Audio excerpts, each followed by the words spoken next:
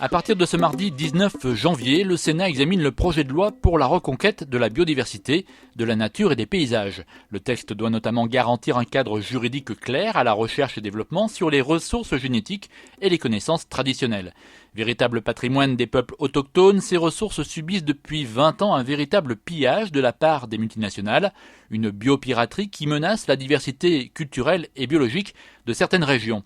Justine Richer, bonjour. Bonjour Philippe. Vous êtes chargé du programme Alternative à la biopiraterie à la Fondation France Liberté. Alors on l'a vu la semaine dernière avec vous, protéger ces ressources et connaissances traditionnelles, c'est une question d'éthique, mais quels sont les moyens qui peuvent être mis en œuvre pour protéger ces savoirs ancestraux ? Ça peut prendre plusieurs formes.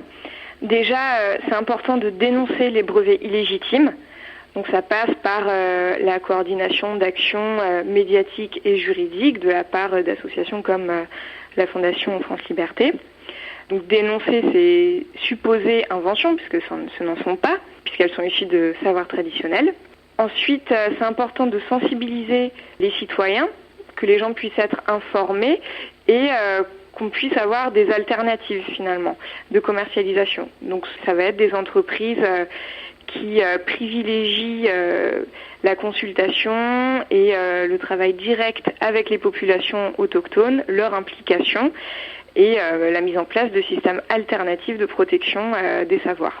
Et enfin, il faut absolument mettre en place des cadres juridiques qui puissent protéger les peuples autochtones, protéger leurs droits, leurs savoirs traditionnels. Alors agir, plaider, sensibiliser, c'est le credo de France Liberté qui agit pour proposer des alternatives à la biopiraterie.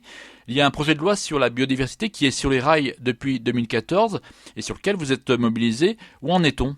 En fait, il y a deux textes clés pour protéger les peuples face à la biopiraterie. Donc c'est la Convention sur la diversité biologique et le protocole de Nagoya qui précise les moyens pour mettre en œuvre cette convention.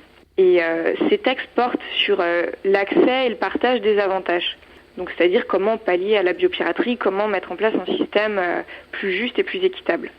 Et la France a ratifié le protocole de Nagoya. Donc à partir de là, ça veut dire qu'elle va devoir l'appliquer dans sa loi.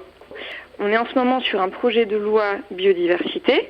Donc France Liberté travaille à la mise en œuvre de cette loi de façon à ce qu'elle soit la plus juste possible et la plus efficace pour protéger les droits des peuples autochtones. Alors cette loi sur la biodiversité, est-ce qu'elle est vraiment le Graal ? Ce serait bien.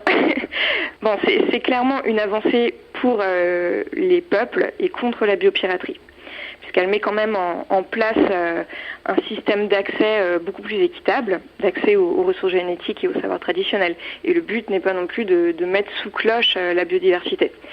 Cependant, la Convention sur la diversité biologique, dont découle le projet de loi biodiversité français, finalement, va faire en sorte que l'acte de biopiraterie soit interprété comme un vol, donc un prélèvement sans autorisation et sans contrepartie financière. Mais à travers cette convention, ce qu'on admet aussi, c'est qu'on peut très bien s'approprier la nature finalement, lui donner une valeur marchande et l'inclure à un système capitaliste. Et là, on se trouve quand même assez loin des perceptions et des croyances de beaucoup de peuples autochtones et on reste finalement ancré dans un modèle occidental. Et pour en savoir plus, un dossier complet sur la biopiraterie est à retrouver sur le site de France Liberté. Merci Justine Richer. Merci. Monde solidaire à retrouver sur fréquenceterre.com. Philippe Bourri, Fréquence Terre. Retrouvez et podcastez cette chronique sur notre site fréquenceterre.com.